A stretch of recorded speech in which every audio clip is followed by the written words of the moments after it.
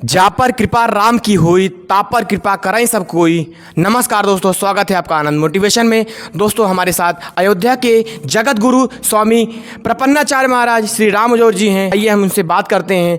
इन्होंने अपने जीवन का 60 से 65 साल धर्म क्षेत्र में दिया है और इनकी लिखी हुई किताबें भी शास्त्रधन प्रचार सभा में भी दिखती हैं। बहुत ही विद्वान व्यक्ति हैं और धर्म क्षेत्र में इनका बहुत ही योगदान रहा है। और आइए आपसे मिलाते हैं। महाराज जी, आपका स्वागत है हमारे चैनल में। बोलो सियावर रामचंद्र की जय, जय। पवन सुत हनुमान की जय, अयोध्या राम लला की जय।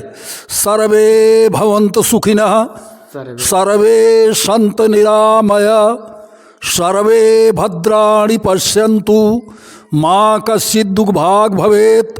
ओम शांति शांति शांति।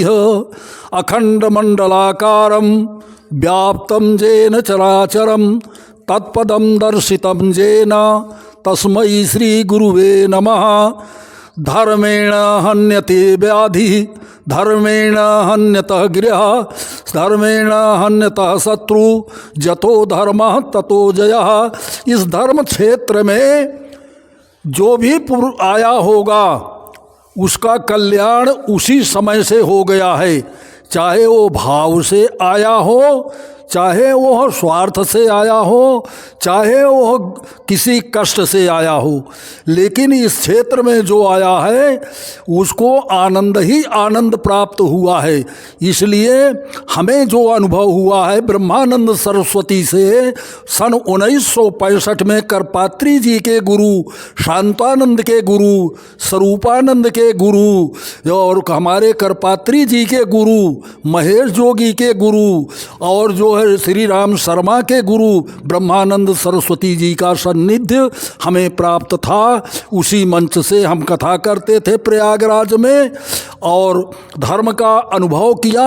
और अयोध्या से अपने श्री गुरुदेव हमारे नृत्य गोपाल दास जी महाराज राम जन्मभूमि के हम वहीं स्थान था हमारा जो न्यास में गया और हमारी संस्था प्रयाग में है और 55 साल कल्पवास करके वहाँ सत्संग किया और भारत के अन्य धर्मों का, अन्य क्षेत्रों में धर्मों का प्रचार करके अब अवस्था हमारी 82 साल की हो गई है।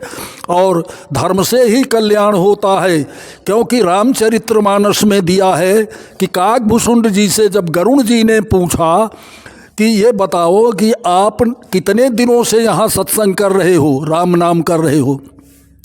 कहा इसका तो हमें पता है नहीं, एक छोटा सा अनुभव है। कहा वो कौन सा अनुभव है? तो उन्होंने कहा यहाँ बसत सुनऊ खग ईसा, अबीते कल्प 7 अरुबीसा। 27 कल्प से मैं भगवान का निरंतर चिंतन यही करता हूँ। तो गरुड़ जी ने कहा कि तुम्हारा महाप्रलय में भी नाश नहीं होता? कहा नहीं। कहा क्यों, कौन सा टॉनिक पीते हो? तो काकभूषुंड जी ने गरुड़ जी से कहा मैं टॉनिक नहीं पीता हूँ। कहा तो? कहा मैं राम राम का जाप करता हूँ, जिसके प्रभाव से मेरी दीर्घ आयु हुई और मुझे एक जन्म का नहीं सुधि मोहिनाथ जन्म बहुकेरी, अनेकों जन्म का मुझे ज्ञान है। तो इस प्रकार से भगवान के नाम में और ये भी बताया कि बारी मथे घृत हो ई बरु, सिकता ते बरु तेल, बिन हरि भजन न भवतरिय, यह सिद्धांत अपेल। कहा बिना भगवान के भजन किए किसी का उद्धार नहीं होना है। सब सुख संपत्ति बिन ही बुलाए, और धर्मशील पहि जाहि सुहाए। भगवान के शरण में जो चला जाता है, भगवान गीता में भी कहा है कि अनन्यान चिंतयन्तो माम ये जना परुपासते, तेषा नित्याभियुक्तानाम योगक्षेमं वहाम्यहम्। जो भगवान का चिंतन करता है उसके लिए भगवान निरंतर खड़े होकर के उसके सारे योगक्षेम का निवारण करते रहते हैं। और श्रीमद् भागवत में लिखा हुआ है कि सांकेतम पारिहासम अस्तंभम हेलन में वच, भगवान का नाम संकेत में, संत लोग किसी को बुलाना होता है तो हाथ से इशारा करते हैं सीताराम सीताराम। संकेत में भी भगवान का नाम लिया जाए तो भी कल्याण हो जाता है। और पारिहासम, किसी की निंदा करने में भी अगर भगवान का नाम आ जाए तो भी वो उसका कल्याण हो जाता है। अस्तंभम, जो लोग कीर्तन भजन में जाते हैं और गाना बजाने में भी भगवान का नाम ले लेते हैं। सांकेतम पारिहासम अस्तंभम हेलन में उच एन केन प्रकारेण, किसी प्रकार से अगर भगवान का नाम लिया जाए तो उसका कल्याण हो जाता है। अजामिल ने तो नारायण नाम लेता था पुत्र स्नेह से, भगवान के स्नेह से नहीं, लेकिन भगवान के नाम की ये महिमा थी कि उसको सुंदर गति मिली, अधोगति में नहीं गया। इसलिए सबको धर्म के मार्ग पर चलने से हमारा ये भारतवर्ष, हमारा ये धर्म क्षेत्र पुरुक्षेत्र, धर्म क्षेत्रे कुरुक्षेत्रे, ये धर्म क्षेत्र है। और अयोध्या काशी मथुरा प्रयाग ये विष्णु की नाभि है। यहाँ हमारे लोगों का जन्म होने से कौने जन्म अवध बस जोई, राम परायण सो परि होई। यहाँ जन्म ही हो जाए तो विष्णु की नाभि में उसका जन्म हुआ है। नहीं तो जो है वो German, Japan, France, Africa, America, London में जन्म हो जाए, नहीं। बड़ी भगवान की कृपा है। यहाँ अयोध्या काशी मथुरा प्रयाग विष्णु की नाभि है। यहाँ जन्म लेकर के और भगवान की शरण में तो चला ही जाता है। इसलिए धर्म ही सब कुछ है, धर्म करना चाहिए। और उससे भगवान अगर बने तो, क्योंकि रामचरितमानस में बताया है कि भाए कुभाए अनख आलसहु, नाम जपत मंगल दिस दसहु। चाहे जान में चाहे अनजान में राम राम कह देना, उससे कल्याण होता है। बोलो सियावर रामचंद्र की जय। महाराज जी, बहुत सारे बच्चे जो उनके माता पिता होते हैं वो कहते हैं कि बचपन से ही बच्चों को वो अपनी नैतिक शिक्षाएं नहीं देते हैं, उनको पूजा पाठ में ज़्यादा ध्यान नहीं देते हैं। तो क्या लगता है बच्चों को जब 5 वर्ष की अवस्था, 6-7 साल की अवस्था, जब वो जानने समझने के लायक हो जाएं तो महाराज जी उनको पूजा पाठ में लगना चाहिए, या जब वो बहुत बड़े हो जाएं, 15-20 साल के हो जाएं, तब उनको पूजा पाठ करना चाहिए, बच्चों को शुरुआत करना चाहिए? हाँ, ध्रुव और प्रहलाद को भगवान की कृपा कब हुई थी? वो उनका पूर्व जन्म का भी था और इस जन्म में ही उनका संस्कार बना। तो ये कोई ज़रूरी नहीं है। किसी को देर से भी भगवान की भक्ति, वाल्मीकि जी को तो भगवान संतों के ही सानिध्य से उनको प्राप्त हुआ, जो कि जिन 5वां वेद लिखा, वाल्मीकि रामायण लिख डाले। 18,000 भगवान के पैदा होने से पूर्व उन्होंने वाल्मीकि रामायण संस्कृत में लिख करके चले गए। ये कोई ज़रूरी नहीं है, जब भी भगवान की कृपा हो जाए तभी उसमें, लेकिन बाल्यकाल से चला जाए ध्रुव प्रहलाद की तरह तो उसका कहना ही क्या है। उसको तो अच्छी बात ही है, अच्छा मार्ग देना चाहिए, अच्छे पथ पर जाना चाहिए। अर्थ से कभी कल्याण नहीं हुआ। रावण जैसा अर्थ प्राप्त करने वाला न सृष्टि में हुआ है न होगा। जिसकी सोने की लंका थी, उसके अशोक वन थे, सारे भाई बंधु पहलवान थे, सब कुछ था, लेकिन राम अयोध्या में पैदा होकर के बिना किसी सेना के साथ यहाँ से निकले और बिना अस्त्र शस्त्र के रहते हुए भी उन्होंने रावण का परास्त किया, क्योंकि उनका चरित्र उज्जवल था, उनमें विवेक था। रावण विद्वान तो था लेकिन विवेकवान नहीं था, इसलिए उसका ह्रास हुआ। और हमारे भगवान राम जो है विवेकवान थे, अपने विवेक के द्वारा लंका जैसी नगरी तक उन्होंने डंका फहराकर राक्षसों का वध किया और विजय प्राप्त करके रामराज की स्थापना की। तो इसलिए भगवान बाल्यकाल से हो जाए तो ये तो भगवान जो है कृपा करें उस पर, तो वो बड़ी अच्छी बात है। लेकिन जब से भी भगवान की कृपा हो जाए, ये कोई ज़रूरी नहीं है कि वो बाल्यकाल से ही हो। जब भगवान की कृपा हो जाती है तो वो अपने सानिध्य में आने से कल्याण ही करते हैं। महाराज जी, गुरु दीक्षा जो होती है बच्चों को बहुत सारे जगहों पे देखा जाता है, बनारस में जैसे आप भी बहुत सारे बच्चों को गुरु दीक्षा देखते हैं, तो महाराज जी कितने वर्ष की उम्र में बच्चों को गुरु दीक्षा करा देनी चाहिए? हाँ, ध्रुव जो है 5 वर्ष के थे नारद जी के द्वारा दर्शित हुई। प्रहलाद को गर्भ में दीक्षा हुई, सीता और मांडवी को बाल्यकाल में गुरु हुई। लेकिन ये जो शिक्षाएं हमारी भौतिक चल रही हैं इस समय, जैसे गायत्री मंत्र भौतिक कवच है और राम नाम मंत्र एक अलग मंत्र है, लेकिन भौतिक कवच से संसार की रक्षा हो सकती है।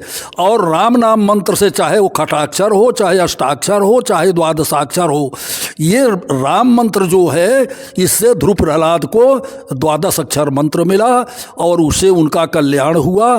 तो इसलिए हर विद्यालय में जाने से जो शिक्षा देता है वो गुरु तो होता ही है, लेकिन एक गुरु ऐसा होता है कि जो राम नाम के द्वारा जीव का कल्याण करता है।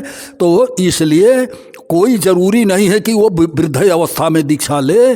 सीता और पार्वती जी, तो गुरु पार्वती ने तो स्पष्ट कहा था कि गुरु के वचन प्रतीत न जेहि, सपने सुलभ न शुभ गति तेहि।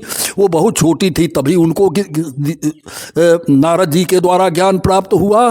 तो इसी प्रकार से जब से भगवान की जो वृद्धा हो गया है, अनजान रहा, वो भी ले सकता है, इसमें कोई बड़ी बात नहीं है। भगवान की विष्णु दीक्षा विहीना नाम नाधिकारा कथा सर्वेत, श्रीमद् भागवत एक महापुराण है, उसमें लिखा हुआ है कि जिसको विष्णु की दीक्षा भी नहीं मिली है वो उसके अधिकारी नहीं है। जब हम गए गड़ौला में जहाँ प्रतिभा पाटिल का संध्यान है, तो वहाँ के लोग सब कम्युनिस्ट थे।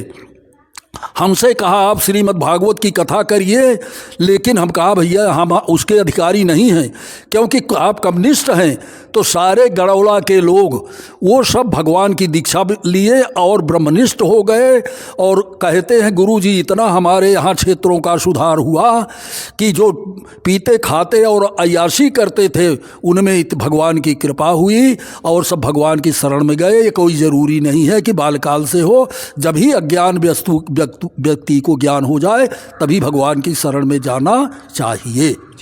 महाराज जी, एक व्यक्ति के जीवन में गुरु का बहुत महत्व होता है। व्यक्ति को गुरु के संपर्क में किस तरीके से वो आगे मार्गदर्शन में वो आगे बढ़ सकता है, उसको क्या गुरु के पास जाना चाहिए अपने कल्याण हेतु?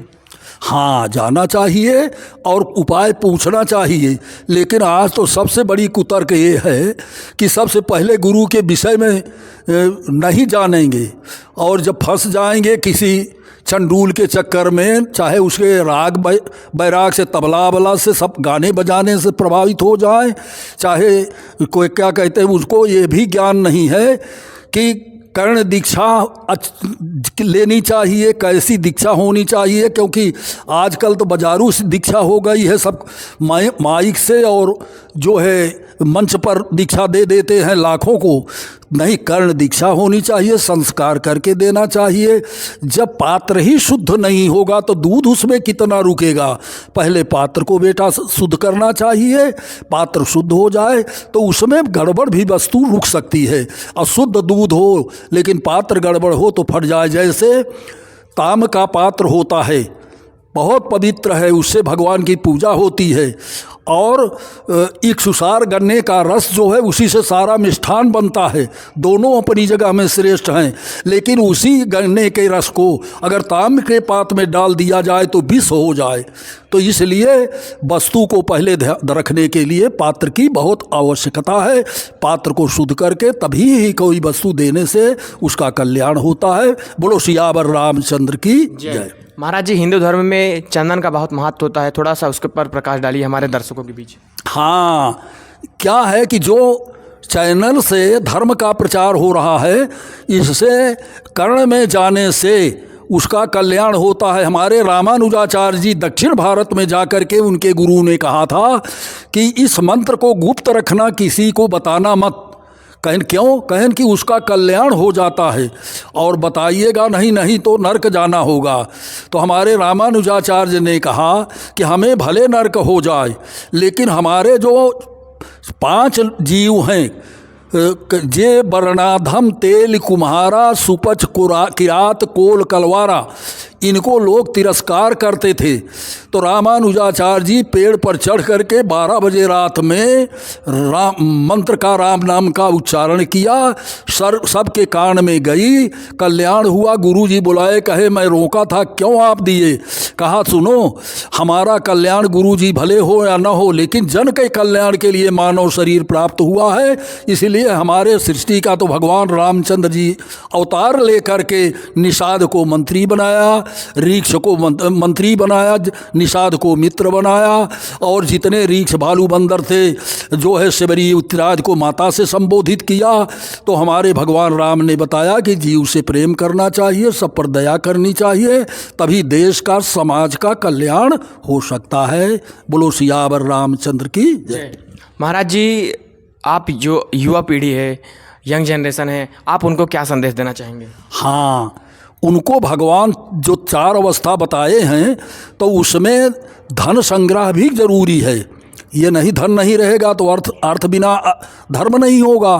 तो अर्थ को ऐसा न लिया जाए कि जिससे अनर्थ हो जाए। जैसे जो है बंदर लोग चना खाते हैं हमारे अयोध्या में, दोनों हाथ से खाते हैं, मुख में डाल के भर के गाल में रखते हैं, और जब भोजन करने लगते हैं तो उसको निकाल के देखते हैं कि ये जो आया है ये ग्राह है कि नहीं, सड़ा है कि कंकड़ पत्थर तो नहीं है।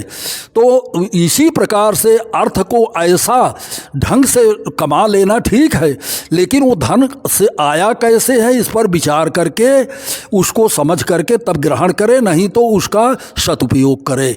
हाँ, तभी कल्याण होता है। ठीक महाराज जी, आपका हमारे चैनल में आपका बहुत बहुत धन्यवाद, और आप हमारे चैनल को आशीर्वाद दीजिए ताकि हमारा चैनल बहुत आगे जाए। हाँ, ये बहुत अच्छी बात है। देश हमारा जागृत हो, धर्म का प्रचार हो, इससे कल्याण ही हुआ है और होगा, यही हमारी भावना है।